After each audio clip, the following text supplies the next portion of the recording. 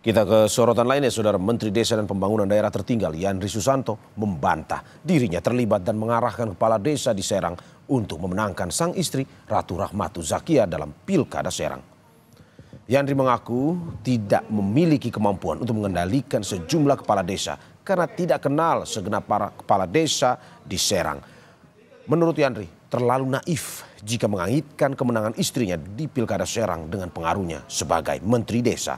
Yandri membantah dalil MK yang menyebut dirinya hadir di rapat Asosiasi Pemerintah Desa Kabupaten Serang 3 Oktober 2024 untuk mengarahkan dukungan ke salah satu paslon. Yandri mengaku saat itu dirinya belum menjabat sebagai Menteri Desa. Tanggal 3 Oktober itu saya belum menjadi Menteri Desa.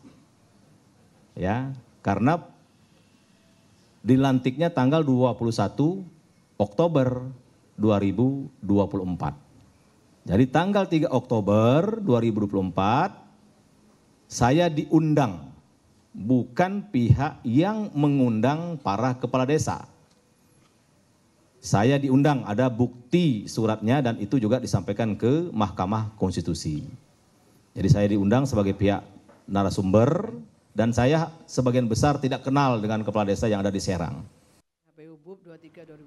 Sebelumnya, Mahkamah Konstitusi membatalkan hasil Pilkada Kabupaten Serang 2024 yang dimenangkan pasangan Ratu Rahmatu Zakia dan Najib Hamas. MK menyebut ada keterlibatan aktif Menteri Desa dan Pembangunan Daerah Tertinggal Yandri Susanto dalam pemenangan Ratu yang merupakan istrinya.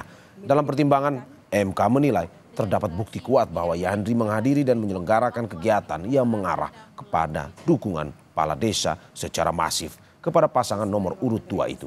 MK melihat tindakan Menteri Desa telah menyebabkan keberpihakan para kepala desa di wilayah Kabupaten Serang. Lanjut pengucapan putusan nomor 266. Oleh karena itu tidak dapat dihindari adanya pertautan erat kepentingan antara kepala desa dan aparat pemerintahan desa dengan kegiatan yang dihadiri oleh Menteri Desa dan Pembangunan Daerah Tertinggal. Sebagaimana telah Mahkamah pertimbangan di atas, pernyataan dukungan kepala desa kepada pasangan calon nomor 2 nyatanya merupakan bentuk pelanggaran pemilu sebagaimana diatur dalam pasal 71 ayat 1 Undang-Undang 2010/2016. Norma ini juga berlaku kepada Yandri Susanto selaku Menteri, di mana Menteri selaku pejabat negara dalam membuat keputusan dan atau tindakan yang menguntungkan atau merugikan salah satu pasangan calon. Tidak dapat dipungkiri bahwa tindakan Yandri Susanto selaku Menteri dapat secara signifikan mempengaruhi sikap kepala desa selaku subjek yang menerima manfaat dalam kegiatan dan program Kementerian Desa dan Pembangunan Daerah Tertinggal sehingga berdampak secara signifikan pada tindakan yang menguntungkan atau merugikan pihak tertentu dalam pemilu kada. KPU segera menindaklanjuti putusan Mahkamah Konstitusi yang memerintahkan pemungutan suara ulang di 24 daerah. KPU bersama dengan KPU daerah akan segera menggodok anggaran yang dibutuhkan. Anggota KPU RI Idam Holik bilang, selain sosialisasi, KPU daerah juga harus membuat perincian anggaran yang dibutuhkan.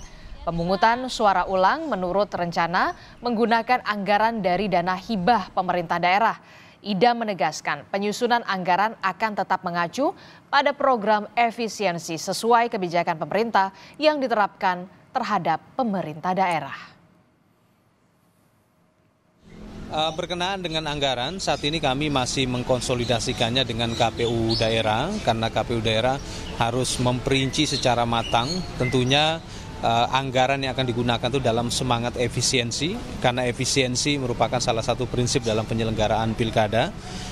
Jadi efisiensi menjadi kerangka KPU daerah dalam rangka merancang anggaran yang akan digunakan.